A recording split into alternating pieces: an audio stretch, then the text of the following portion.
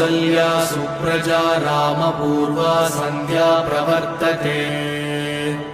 उत्तिष्ठ नरशार्दूल कर्तव्यं दैवमात्मिकम् कौसल्या सुप्रजा रामपूर्वा सन्ध्या प्रवर्तते उत्तिष्ठ नरशार्दूल कर्तव्यं दैवमात्मिकम् उत्तिष्ठोत्तिष्ठ गोविन्द उत्तिष्ठ गरुडध्वज उत्तिष्ठ कमलाकान्त